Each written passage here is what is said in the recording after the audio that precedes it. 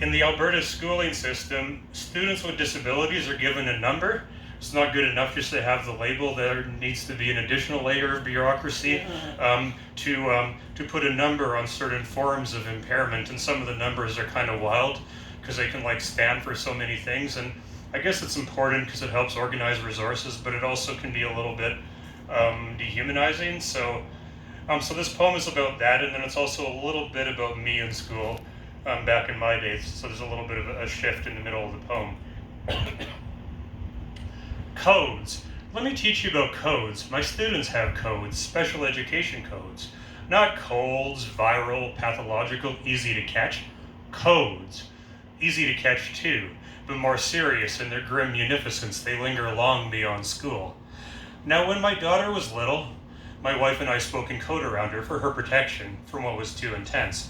Now that she's bigger, well, not much bigger as you can see, she speaks in code with her friends, and their interference thwarts ours, and we're the baffled ones.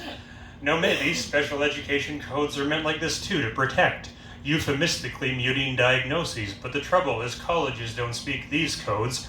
If our students want the same help there they had in school, they can't say they were coded. They need to learn to call themselves disabled. The system calls this self-advocacy. Now students with 54 codes, learning disabled, have trouble decoding their words. A computer can be coded to read to them out loud, like the ancients did. The first silent reader, a witch or a devil. Now code 42s, behavioral, have trouble with the code of conduct, and the code of conduct has trouble with them, like musicians that can't be conducted or circuits that conduct too much current. A code 44, medically disabled, could have autism, trouble with social codes, or leukemia, cellular codes gone wild to deadly effect.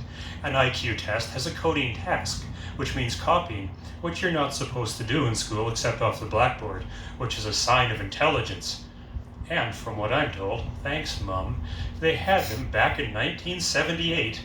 I would have had a code in school too. You see, I was so clumsy that I've tested and found wanting in visual motor integration, or as the shrink called it, mild brain damage. And then his mum sobbed. He shrugged and said there wasn't much to be done, but maybe I'd outgrow the worst, and it was true. I couldn't write neatly, count little dots, or play sports very well. And these were valued codes in school, so I wasn't popular. But sometimes Mum recopied the stories I wrote, and teachers read them to the class, and no one could believe it. And then I got bigger, not much, but enough, and I learned I was better at contact sports with their own codes of violence. So I guess it all kind of worked out in the end, except for the feeling that I was the only one in the room who didn't know the code. And that feeling has never quite left me, but maybe that feeling could be coded as normal? Would I have been better off if there were codes when I was a kid? No, that's a code I'll never crack. Thank you.